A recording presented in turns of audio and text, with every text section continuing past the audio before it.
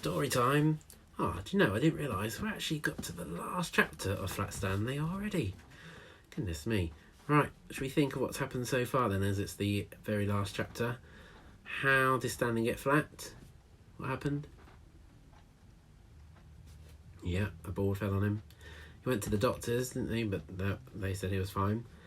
Now, he went on his first adventure to California. How did he get to California? Can you remember? Yeah, in an envelope. That is crazy, isn't it? What about his brother? How did his brother feel about Stanley being flat? Jealous. And what did his brother do about, because he was jealous, what did he try to do? Tried to make himself flat as well, didn't he? You remember any of the adventures that Flat Stanley went on? Think of one to do with the drain. Do you remember what he was doing down there? Yeah, getting his mum's ring. And then his brother also used him as something, didn't he? What did he use him as? Yeah, a kite. And then, on the last chapter, very exciting, wasn't it? That he helped with the thieves who were at the museum. And he was a painting himself, wasn't he? So, shall we see what is chapter 5 called? It's called Arthur's Good Idea. Oh, so we're thinking about his brother again. Right, here we go. For a while, Stanley Lambchop was a famous name.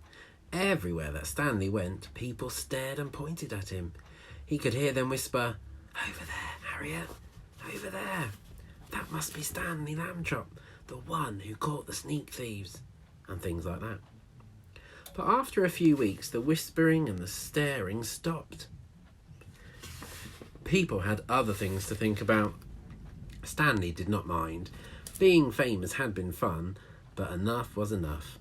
And then came a further change, and it was not a pleasant one. People began to laugh and make fun of him as he passed by. "Hello, super skinny," they would shout, and even ruder things about the way he looked. Oh, it's not very nice, is it? That poor Flat Stanley. It's not nice, is it, if somebody calls somebody else names? You don't like it, would you? You wouldn't like it if someone said something to you. So we try to be very polite at school, don't we? And care for each other. Stanley told his parents how he felt. "It's the other kids I mostly mind," he said. "They don't like me anymore because I'm different. Flat." "Shame on them," Mrs. Lambchop said. "It is wrong to dislike people for their shapes, or their religion, for that matter, or the colour of their skin." "I know," Stanley said. "Only, maybe, it's impossible for everybody to like everybody." "Perhaps," said Mrs. Lambchop, "but they can try." Later that night, Arthur Lambchop was woken by the sound of crying. In the darkness, he crept across the room and knelt by Stanley's bed. "Are you okay?" he said. "Go away," Stanley said. "Don't be mad at me," Arthur said. "You're still mad because I let you get tangled the day you were my kite, I guess." "Skip it, will you?" Stanley said. "I'm not mad. Go away." "Please, let's be friends." Arthur couldn't help crying a little too. "Oh, Stanley," he said. "Please, tell me what's wrong." Stanley waited for a long time before he spoke. "The thing is," he said, "I'm just not happy anymore. I'm tired of being flat. I want to be a proper shape again, like other people. But I'll have to go on being flat forever. It makes me sick." "Oh, Stanley," Arthur said. He dried his tears on the corner of Stanley's sheet and could think of nothing more to say. "Don't talk about what I just said," Stanley told him. "I don't want the folks to worry. That would only make it worse."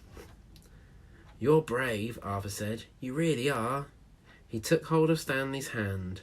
The two brothers sat together in the darkness, being friends. They were both still sad, but each one felt a little better than he had before.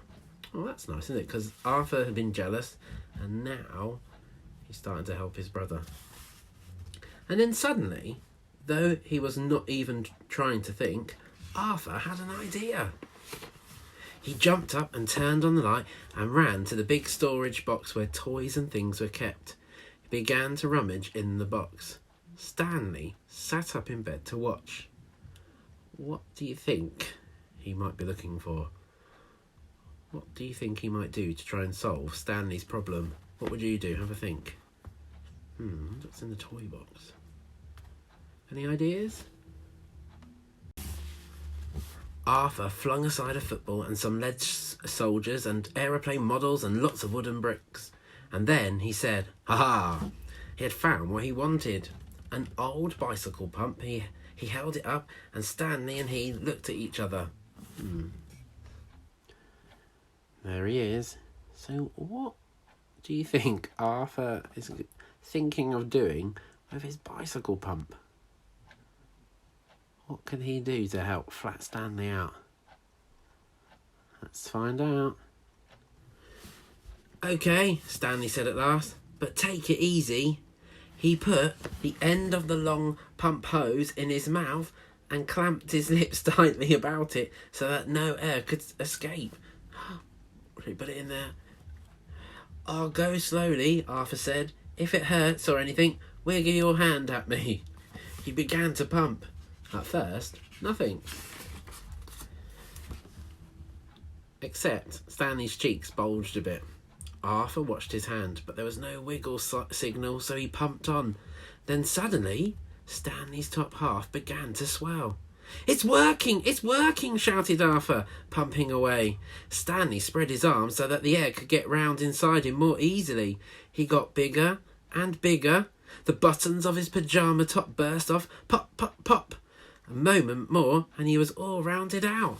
Look at the picture. Oh my goodness me. Should you do this at home, kids? Definitely not. It's very dangerous, isn't it? But not his right foot. Uh-oh. So everything else had started to blow out. His head, his body, his arms and his legs. But that foot stayed flat. Arthur stopped pumping. "It's like trying to do the very last bit of those long balloons," he said. "Maybe a shake should help."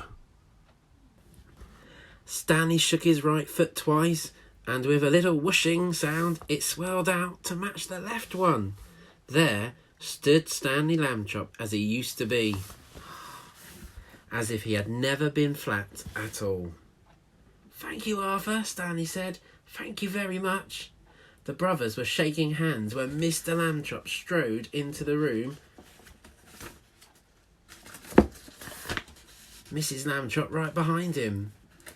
"We heard you," said Mr. Lambchop. "Up and talking when you ought to be asleep, eh? Shame on you." "George," said Mrs. Lambchop, "Stanley's round again." "You're right," said Mr. Lambchop, noticing. "Good for you, Stanley." "I'm the one who did it," Arthur said. "I blew him up." Everyone was terribly excited and happy, of course. Mrs. Lambchop made hot chocolate to celebrate the occasion, and several toasts were drunk to Arthur for his cleverness. When the little party was over, Mr. and Mrs. Lambchop tucked the boys back into their beds and kissed them good night. There we go. There they are. Oh. And then they turned out the light. "Good night," they said. "Good night," said Stanley and Arthur. It had been a long and tiring day. Very soon, all the Lambchops were asleep. Oh, I hope you enjoyed that story. Was it a surprise that at the end he wasn't flat anymore? Now, the thing that puzzles me, though, is this is only book 1, and in this book there are 6 others. So do you think he stays the normal shape that he was at the beginning for a long time? Don't know. Right, I'll see you on Monday in the Zoom for the quiz. I'll have a right think about it and see what shall I ask you questions on. Right, have a really lovely weekend and stay safe, Puffins. Bye.